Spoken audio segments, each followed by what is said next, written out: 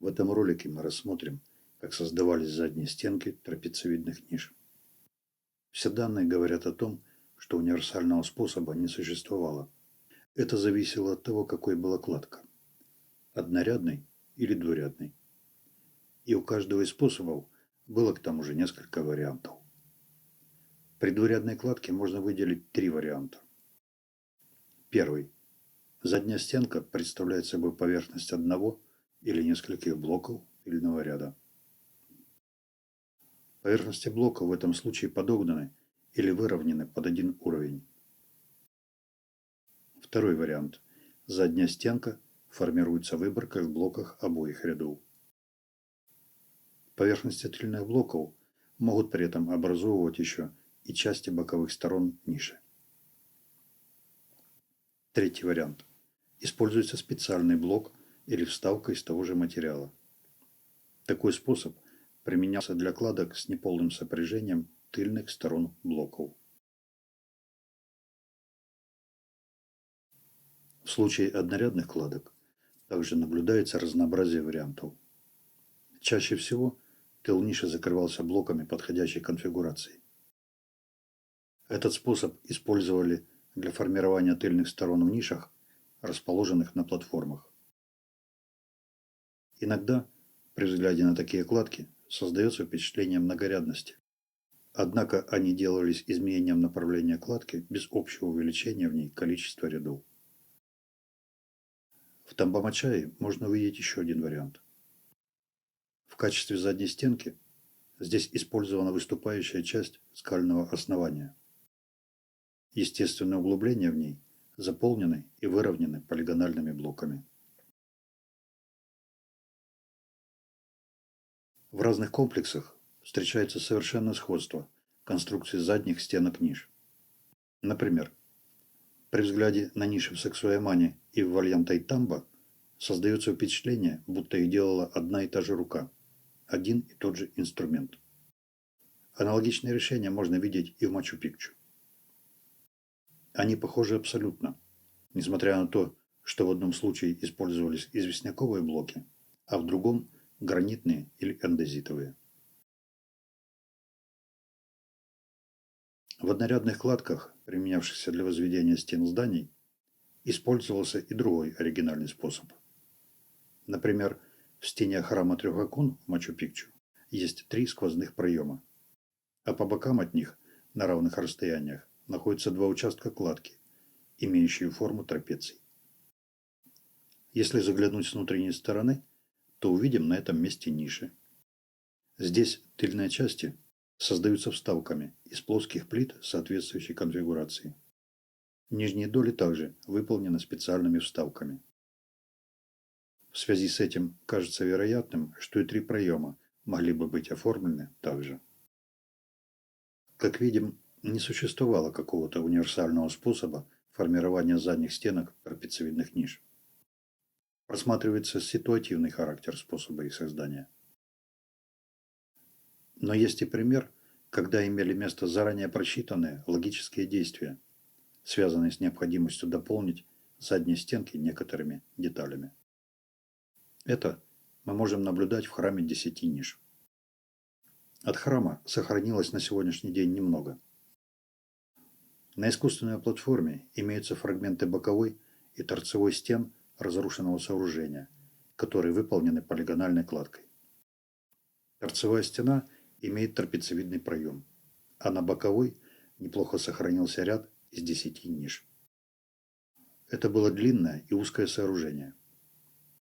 Его часть, обращенная к долине, представляла собой как бы продолжение облицовки платформы, и в настоящее время она почти полностью разрушена.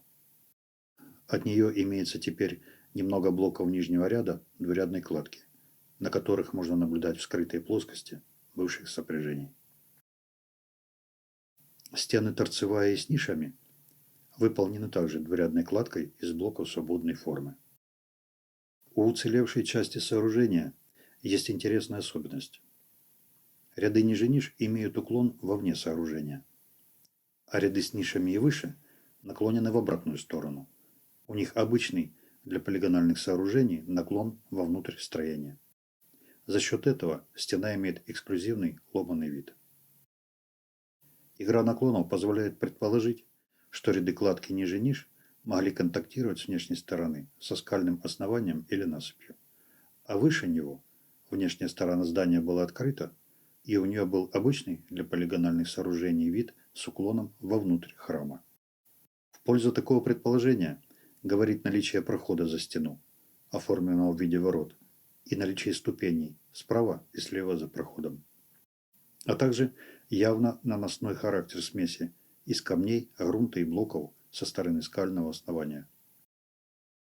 Но на этом особенности не заканчиваются.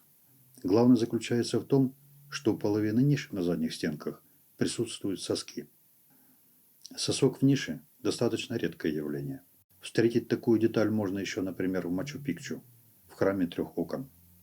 Попадаются они и в нишах некоторых других сооружений. Можно считать удачей, что разрушение не затронуло эту часть храма. Из 10 ниш соски есть в 5. Первая ниша, пятая ниша,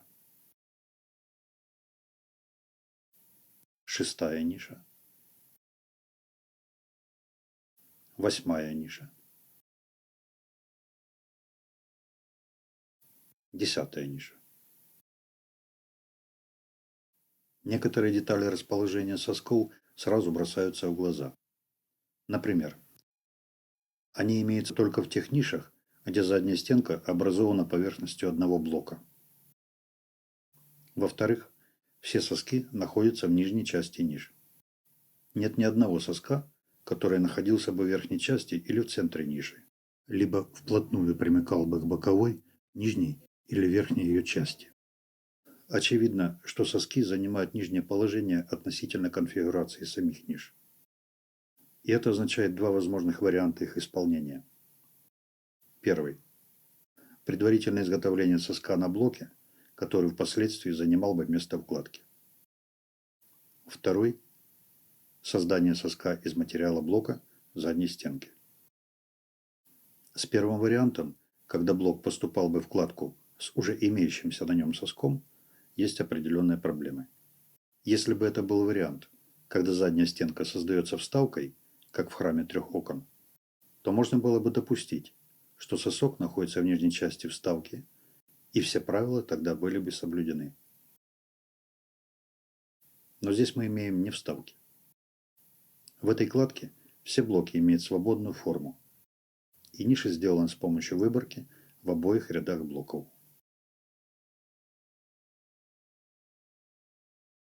Кладка из блоков свободной формы означает, что низ блоков тыльного ряда не мог всегда совпадать с низом ниши.